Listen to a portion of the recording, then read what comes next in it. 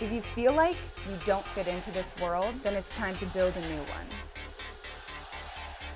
I'm here to redefine normal, and my burning question is, how can I dance with fire?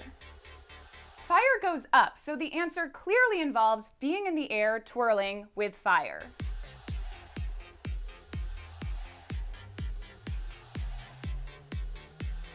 So here's the plan. I'm going to make an aerial sculpture so that I can fly and dance with flames. Luckily, I know how to weld, and I have a lot of experience doing kind of crazy stunts. See, growing up was tough, so I ran away and joined the circus.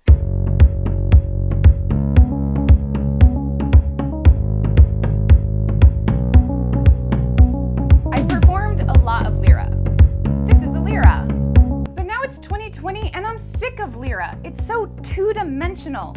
And those sassy curves. I just can't. I need something new. I need something that is 3D and unexpected, an epic new world of flames and flight. I'm going to make an infinity cube aerial sculpture in this video. Nothing like this has ever been done before, so I'm going to design, engineer, and weld it all myself. And then I'm gonna hang from it upside down. I designed this from scratch and it took a while. Well, I don't know about you, but I am getting a little maxed out of this whole math situation, so I think we should just go to the shop, we'll be able to figure it out there, and let's go play with fire. As I mentioned before, I'm kind of inventing this. I've only ever seen photos of infinity cubes online. Cool object. Can I climb? And the only photos I've ever seen, they are small and made out of square stock. And now I know why. It is really hard to index round joints relative to one another. So I need to do a 45 and then rotate my piece 90 degrees exactly and do another 45 cut for all of those transitions in the infinity cube. It's essential to get the precision right, otherwise the illusion will be lost. If the burning question you wake up with every day is, how do I make an infinity cube that is structurally sound within a 1/16 tolerance and out of round stock? It's called clamps, people. Always, always clamps. The process I'm using for this project is called TIG welding. TIG welding is an electrical form of welding that closes an electrical circuit, forming a very hot little arc. That arc is anywhere from 7,000 to 11,000 degrees, so it's incredibly hot and will immediately melt your workpiece so you can start forming a weld. So if you've ever jumped a car and you see those little blue lightning bolts, that's the same arc. So I'm gonna take my ground clamp and clamp it to my welding table. And now my welding table and everything that is on it is the positive, at least in TIG welding, side of my circuit. That makes my electrode negative. When I bring my electrode close to my workpiece and I press down on this foot pedal, electricity flows and my arc establishes itself, and bada boom, I'm welding. My electrode is a piece of tungsten. That's the T in TIG welding, tungsten inert gas. Tungsten is actually an element on the periodic table and has a number of very cool characteristics. It's incredibly dense, and it has the highest tensile strength and the highest melting point of any element that's out there. Fun fact, a lot of the tips of rockets are often made out of tungsten. But we also use it for welding because it can be a durable electrode. Weld all day long with it, you're totally fine. As you can see, I'm doing my last finish welds here. And there's a beautiful moment. This moment is the moment I realize that the welding is done, and so now I can climb on it. This is pure happiness. One thing about making these interactive sculptures is you never know if they're going to work until you get on them. So it's a huge moment when you first finally climb up onto it.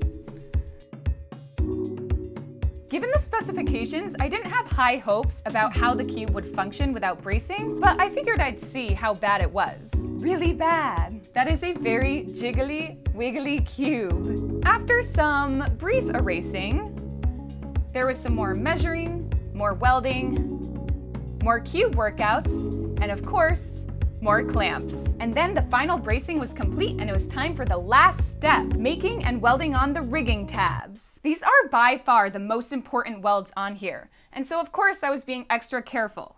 Measure, dry run, go! Don't breathe, Thea. And of course, The garage door was slightly open and a breeze came in and I got some porosity. Unhappy face. Porosity is a welder's worst nightmare, and it happens when there's a shielding gas failure of some kind. And basically it means that you get rust bubbles inside your weld. So the only way to fix it is you have to grind away the entire weld and start from the beginning, otherwise your weld can rust from the inside out. As you can see, I ground away the porosity and then did a little root pass over the trouble spot before completing the rest of the weld. First, I tested out the cube with the forklift. Isn't she a beauty? Oh my goodness! Look, I'm in it! The culmination of a long cube build. I should be higher. You should definitely not be higher. And now it is time to level up. This is about transcendence. This is about flight. This is about building a world you want to live in. So I need there to be more fire. Luckily, I have super talented friends. I called up my friend Anthony, who is a licensed pyrotechnician, and my friend Marty, who's an amazing DP. And we plan to meet outside the metal shop late at night to test out the cube for real and to add some flames. More fire, please. I'm stretching out in the metal shop and I'm about to get on the cube. There's going to be a huge amount of fire. I'm very excited and this much terrified. There are pros and cons of having to warm up in a metal shop. Yeah, talk me through this setup here. What are you... I am stretching because I'm whoop. Oh, all right. So, are you feeling good about getting up on the cube? I'm so excited. Even though, didn't you make the cube yourself? I did. And didn't you go to art school? I prefer the term self-taught engineer. It's the dubious nature of the title that makes it so desirable. It's go time! All right, here we are testing out the flame circle with me inside it for the first time. And I have a really poignant insight right here. It's warm. I'm gonna give them to you all. Okay. You're good, right? You're not on fire. You're good, right? You're not on fire? I feel like that is the exact bar 2020 is set for being good. You like? It's sick. It's so sick. My goal was to get in the air and dance with fire. And after so many hours of work and planning and anticipation, let's go.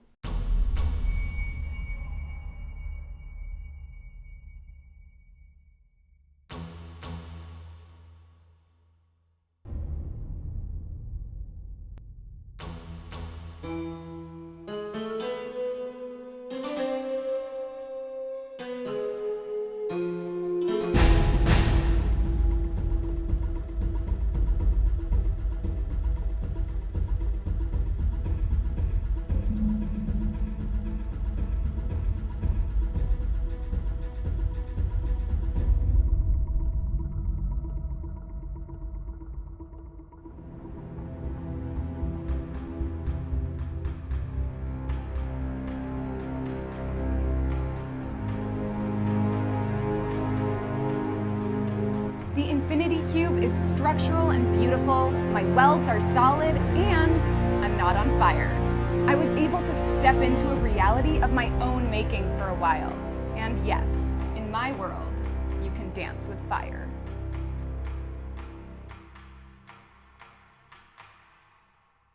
On the 1-year anniversary of her death, this video is dedicated to Jessie Combs, a welding and racing renegade who inspired millions of people all over this globe.